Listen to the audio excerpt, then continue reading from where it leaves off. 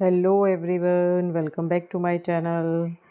कैसे हैं आप लोग? आई होप सब लोग अच्छे से होंगे। तो देखिए, आज हम क्या करेंगे, जो हमने कल स्टार्ट किया था क्लास 7 का एक सैम्पल पेपर, उसका आज हम सेक्शन सी के सॉल्यूशंस करेंगे। ठीक है, तो चलिए विदाउट एनी डिले स्टार्ट करते हैं।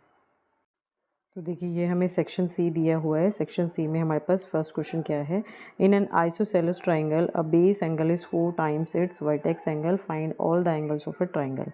मीन्स आपको एक ट्राइंगल दिया है, अगर इस एंगल का ये कह रहे हैं कि जो बेस एंगल है वो ये हैं, ये वाले एंगल्स जो है, जो वर्टेक्स एंगल है उससे क्या है 4 टाइम्स है। मीन्स अगर हम इसको x मान लें तो इसे हमें क्या लेना होगा, 4x लेना होगा, क्योंकि आइसोसेलेस है इसलिए हम दोनों को क्या करेंगे 4x लेंगे। अब इसके सारे एंगल्स निकालने हैं तो क्या करेंगे, हम इन सब का सम कर देंगे। तो x plus 4x is equals to क्या होना चाहिए 180, क्योंकि तीनों एंगल्स का जो सम होता है वो क्या होता है 180 होता है। ये कितना हो जाएगा 9x is equals to 180, means x is equals to 20 आ गया।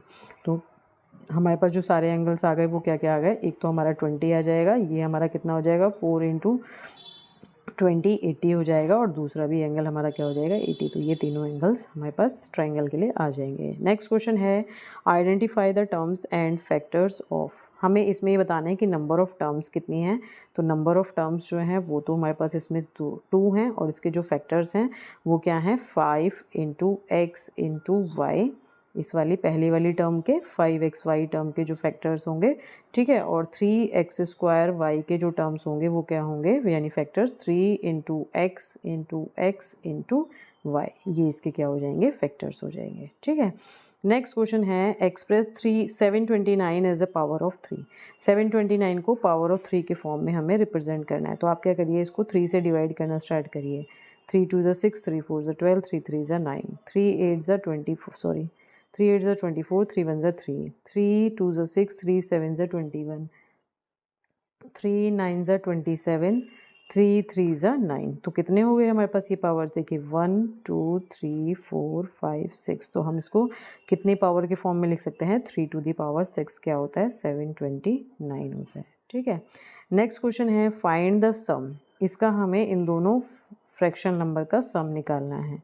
क्या दिया है प्लस, अच्छा प्लस दिया है तो हम ऐसा करते हैं, क्योंकि प्लस माइनस जब हम मल्टीप्लाई करते हैं, प्लस और माइनस को जब हम मल्टीप्लाई करते हैं तो रिजल्ट हमारा नेगेटिव आता है। तो इसे हम लिख सकते हैं -2/57। ठीक है, अब इसका हमें एलसीएम निकालना होगा। तो एलसीएम कितना आएगा इसका 57 आएगा।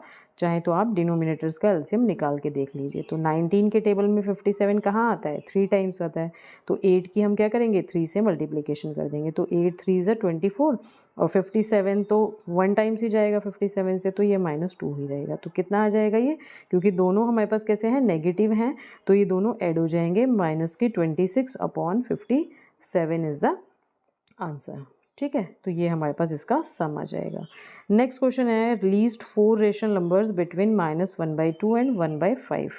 तो सबसे पहले जब हमें इस तरह के क्वेश्चन करने हो तो सबसे पहले तो हमें इन दोनों के डिनोमिनेटर्स को इक्वल कर लेना है। ठीक है, तो -1/2 और 1/5 का अगर हमें डिनोमिनेटर्स को इक्वल करना है, यानी इनका एलसीएम निकाल लें, तो 2 और 4 का एलसीएम क्या होगा 10 होगा। तो इट मीन्स 10 बनाने के लिए मैं इसमें 5 से ऊपर नीचे मल्टीप्लाई कर दूँ और इसमें 2 से ऊपर नीचे मल्टीप्लाई कर दूँ। तो ये कितना बन जाएगा -5/10, और ये कितना हो जाएगा 2/10। बस अब आप इन दोनों के बीच के 4 रेशनल नंबर्स निकाल दीजिए। जैसे -4/10 हो गया, एक हो गया -3/10, एक हो गया -2/10, एक हो गया -1/10। 1/10 भी हो सकता है, 0 0 भी हो सकता है। ठीक है, तो फिलहाल इन्होंने 4 ही पूछे हैं तो हम इतना ही लिख के छोड़ सकते हैं। ठीक है, नेक्स्ट क्वेश्चन है, evaluate using suitable property -19 into -25 -19 into -15। तो देखिए, क्योंकि सुटेबल प्रॉपर्टी, तो यहाँ पे हम क्या करेंगे डिस्ट्रीब्यूटिव प्रॉपर्टी यूज़ करेंगे। क्या होती थी डिस्ट्रीब्यूटिव प्रॉपर्टी हमारी,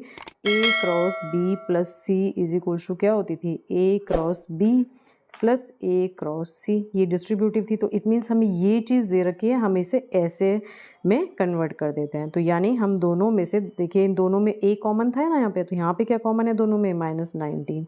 तो मैं इसमें से अगर -19 कॉमन ले लूँ तो अंदर क्या बचेगा हमारे पास ब्रैकेट में -25, ठीक है, प्लस माइनस के 15।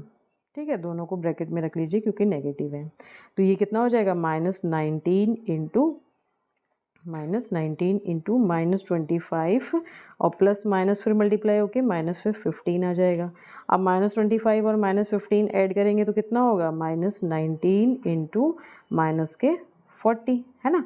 तो अब -19 इंटू माइनस के 40 को आप मल्टीप्लाई कर दीजिए तो कितना आ जाएगा, माइनस माइनस हमारे जब मल्टीप्लाई होते हैं तो प्लस हो जाता है, 0 आ जाएगा। 9 4 ज़ा 36, कैरी 3, 4 1 ज़ा 4 और प्लस 3 7 6। तो हमारे पास ये कितना आ जाएगा बताइए, 760 हमारे पास इसका सॉल्यूशन आ जाएगा। ठीक है, नेक्स्ट क्वेश्चन है identify the like terms in the following. इसमें आपको लाइक टर्म्स बतानी है।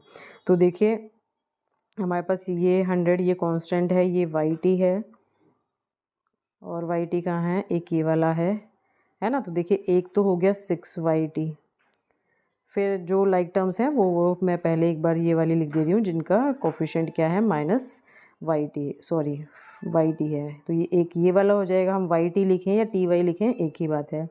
और इसमें कोई है नहीं, तो एक तो ये हो गया। ठीक है, दूसरा टी स्क्वायर वाई स्क्वायर वाले ले लेते हैं, 7 टी स्क्वायर वाई स्क्वायर, एक कहाँ है, एक ये वाला हो गया, वाई स्क्वायर टी स्क्वायर, एक ये हो गया।